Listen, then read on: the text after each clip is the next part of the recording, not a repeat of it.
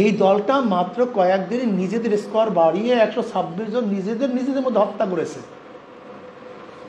এদের মাধ্যমে জনগণ নিরাপদ কিভাবে হবে? হ্যাঁ, আমাকে বলুন, যাদের মাধ্যমে চাঁদাবাজি হয়, যাদের বক্তৃতা এবং কাজের মধ্যে আওয়ামী লীগের বক্তৃতা এবং কাজের মধ্যে কোনো পার্থক্য না হয়, তাদের মাধ্যমে আমরা নিরাপদ থাকবো, কল্যাণ হবে। ওই আগেই বলেছি না, কয়লার কোন অংশ পরিষ্কার করবেন? শোনেন, স্বপ্ন দেখা বাদ দেন।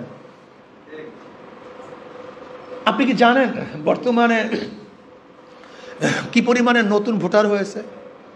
38% নতুন ভোটার হয়েছে।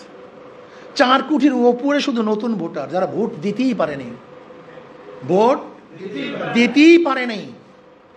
এর ওই ধানের শীষ বা অমুক শীষ এ তাদের মনে নেই। এরা জিয়াউর রহমান সাহেবের আদর্শ ভুলে গেছে, জানে না, জিয়াউর রহমানকে দেখে নাই।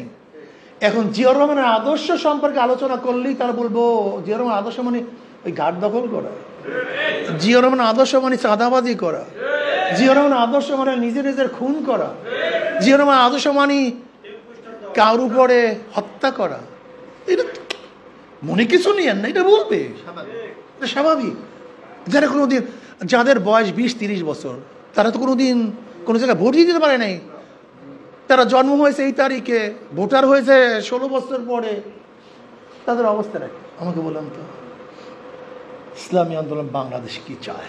ইসলামী আন্দোলন বাংলাদেশটা কি জানেন আপনারা কারা? আপনারা এমন এক জাতি, এমন এক গোষ্ঠীর, জন্মের পর থেকে আজ পর্যন্ত আপনার কথা এবং কাজে মিল।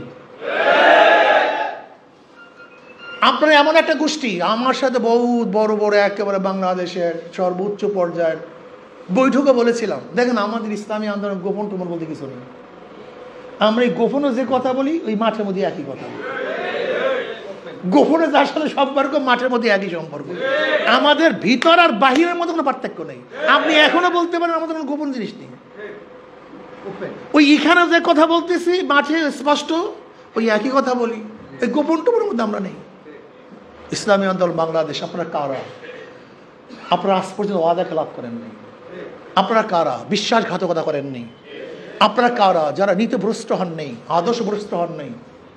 আপনারা কারা? জন্মের পর থেকে আজ